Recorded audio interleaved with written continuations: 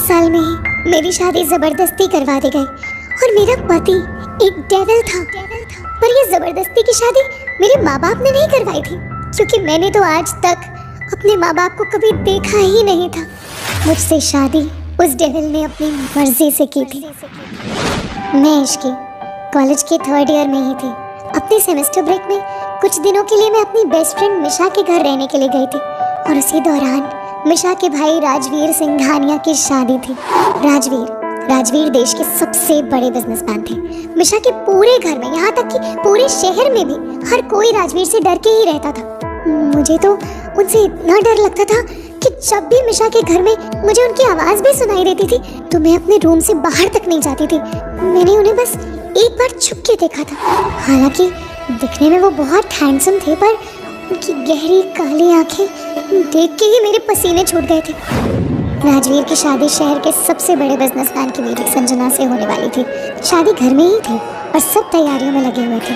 शादी के दिन जब राजवीर और संजना मंडप में बैठे थे तो अचानक पूरे हॉल की लाइट्स चली गई और वहाँ कुछ ऐसा हुआ जिससे सभी के होश उड़ गए और राजवीर ने संजना को मंडप से उठाया और उसे और उसके पिता को घर से बाहर फेंक दिया और जबरदस्ती मेरा हाथ पकड़ के मुझे मंडप में बैठाया और मुझसे शादी कर ली। इस शादी को रोकने की हिम्मत ना मुझ में ना राजवीर के घर वालों में थी। कुछ ही पलों में मेरी पूरी जिंदगी बदल चुकी थी। जिस इंसान की मैं सिर्फ आवाज से डर जाती थी, वही इंसान, वो डेविल आज मेरा पति था।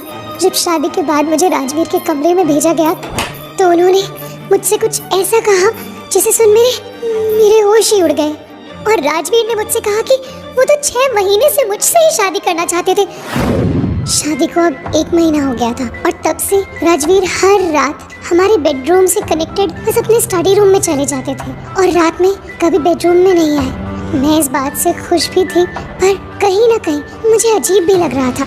एक रात जब हिम्मत करके मैं राजवीर को देखने उनके स्टडी रूम में गई तो राजवीर वहाँ भी नहीं थे। बेडरूम डोर के अलावा उस कमरे में बाहर से आने जाने का कोई भी दूसरा रास्ता नहीं था। तो ऐसे हर रात कहाँ गायब हो जाते थे राजवीर। और मैं तो राजवीर के घर में कुछ ही दिन पहले आई थी और मैं उनसे कभी मिली तक नहीं थी। तो वो 6 महीने से मुझसे शादी क्यों करना चाहते थे?